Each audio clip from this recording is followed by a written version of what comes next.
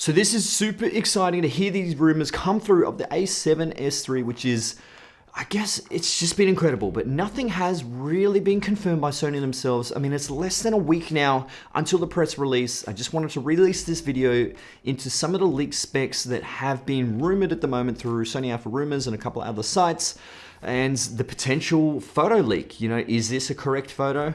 As you can see here from this photo, there is a flip out screen, which I know a lot of people are super interested to try out and wanting the flip out screen. I know I'm very used to the flip up screen. This is the A6400. You can see here it flips up instead of apparently the new one flips out this way like your Canon R series, EOS R series.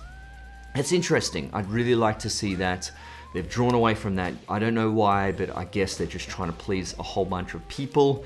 But that would be handy. You know, I'm using the A7 III at the moment and I've got an external monitor. It would be great if I didn't have to use the external monitor. I just flip the screen out to the side. I mean, if you're gonna use the external monitor, you're gonna use the external monitor anyway. You get a whole bunch more features when you use the external monitor, especially if you are using an anamorphic lens like this one. This is a A7rIV. You can compress it in the external monitor itself and see the shot as it actually looks in post without that 1.33D squeeze. Now, it is rumored that the screen would actually be touchscreen as well. This would be super handy. Now, I know a lot of people at the moment are looking forward to this touchscreen, and touchscreen capabilities in Sony cameras are just incredibly poor. It sucks. The main thing you can really do at the moment is touch to focus. But I mean, don't get me wrong, touch to focus is actually quite handy. If you're doing autofocus and you really want to snap to a particular subject and you just touch it, it snaps on there quite nicely, depending on how fast your autofocus system is. But it still works very well and it is quite handy. But a full touch screen to go through the menu system, that would be so handy. Yes, please, I am looking forward to that. Now, the record button. Now, this is going to be extremely interesting. You can see here there is a record button on the top, just like the ZV-1. Now, is it the same? It looks pretty much the same, but if you can see here, this is the A6400. Like I said, the shutter button's here. It is just behind it. That is very interesting. Now, most of you people will know the A6000 series. Look at that shutter button position. It is stupidly small, terribly placed, and I am glad Sony are getting away from that, because it is just, it's an awkward spot to put. It needs to be here where this dumb flash button is, or the menu button. That's where it actually needs to be, or like they've put it on the top. That's stupidly handy. So thank you for that. But in my A7 III, I've put it to a custom button anyway at the top, which still works for me. But that's the great thing about Sony cameras. You've got a whole bunch of customizable buttons there. You can see there's a whole bunch of custom buttons again on this camera, which is very handy. And I will definitely be using that, because I put a lot of my main features on those custom buttons and I know exactly where they are. Now, another big feature that I am really looking forward to is S-Cinetone. This is probably the main reason why I'm actually upgrading to this camera, because of 10-bit 422 codec. And if it does have Cinetone, that is mind-blowingly incredible. And I think S-Log3 is, the base ISO is 160, I believe. It doesn't have dual ISO, which I'm bummed about. I was really hoping it would have dual ISO, but apparently it doesn't. But back to S-Cinetone. S-Cinetone, if you don't know what it is, it's pretty much, it's in the FX9 and it's in pretty much all Sony cinema camera line, and a lot of people love this tone. It just has really nice skin tones, real nice cinematic looking footage that comes from those cameras. So it's very accurate. It's nice rich colors for color grading. So colorists, you're gonna love that one. Now, I'd really like to say in this photo, it does come with a full-size HDMI port. Now, we all know that external monitors either have SDI imports or HDMI imports. This one, you can see in the photo, has a HDMI import, and then when it comes out of the camera, I don't know, is it a full-size HDMI? It would really make sense if they did, just like the Panasonic cameras from the GH5 series. They went full-size HDMI, so a lot of professionals were extremely happy about that. I mean, I would be happy if they had this full-size one, but we'll soon find out if there is. Now, going to that as well, on the side, apparently there are removable port doors. Now, this would be interesting. If the A7 III had removable port doors, it would be so much easier, especially if you are plugging a monitor into it through the HDMI, a microphone, and USB-C charging. It's just, the doors get in the way. They literally get in the way. It's super, super frustrating. And if you could remove those doors, that would be fantastic. You know, it would be so much more handy for professional situations where you've got the whole A7 III rigged right up. Now, 2 SD card slots. Apparently one of them might be the new CFEXPRESS Type A. Now, this is brand new. No camera's ever got it before. This is the first Sony camera that will have this. Apparently it's very similar size to the SD cards, which is very interesting. So hopefully there will be some higher write speeds on this. And I know SD cards still have pretty high write speeds, but you really need to keep up with that 600 megabit per second speed on the codec on the camera.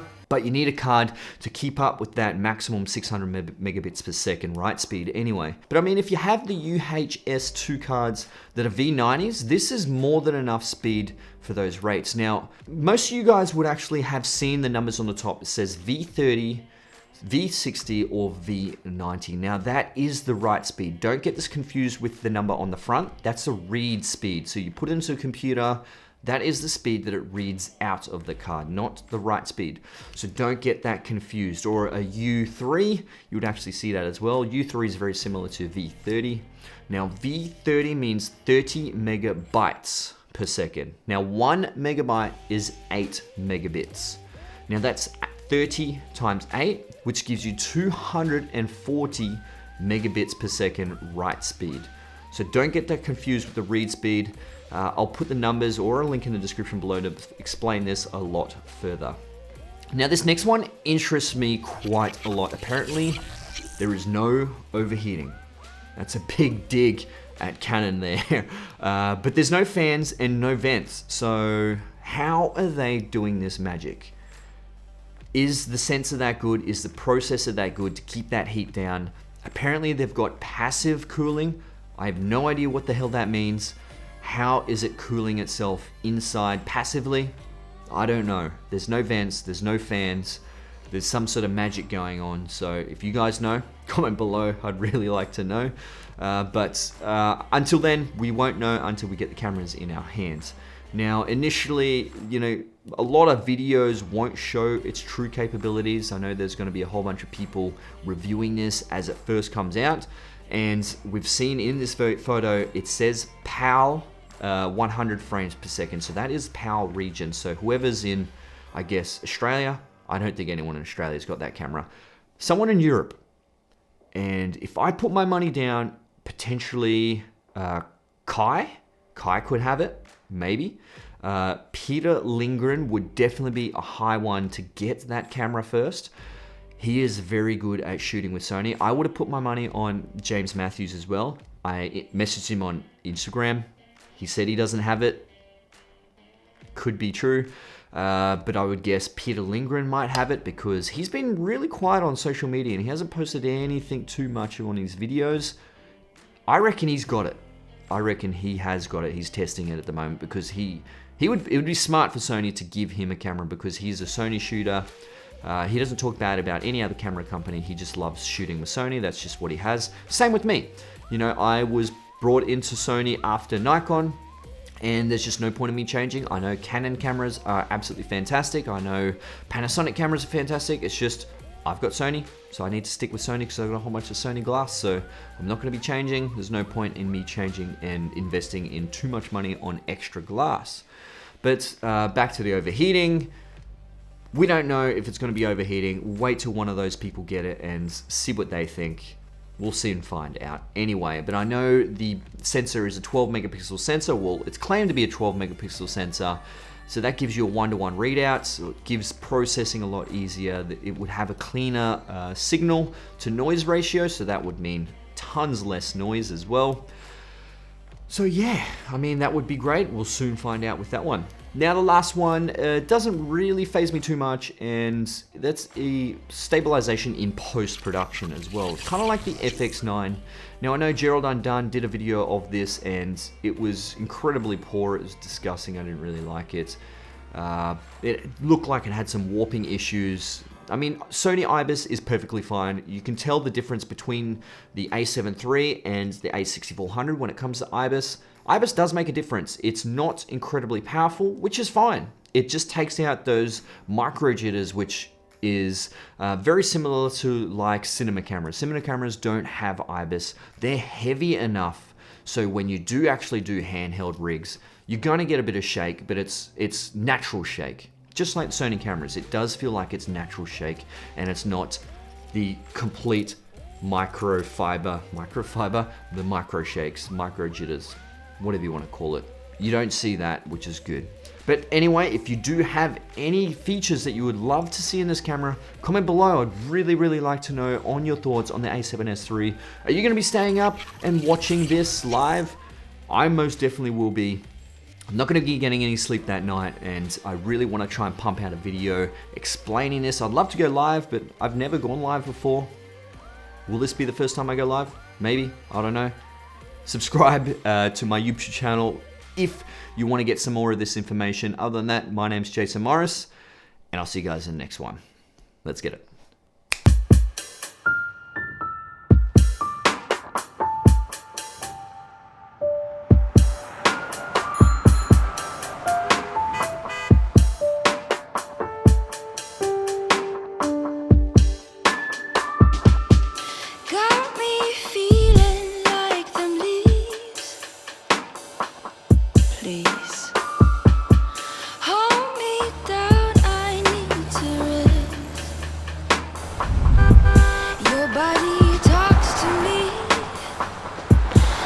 Takes control.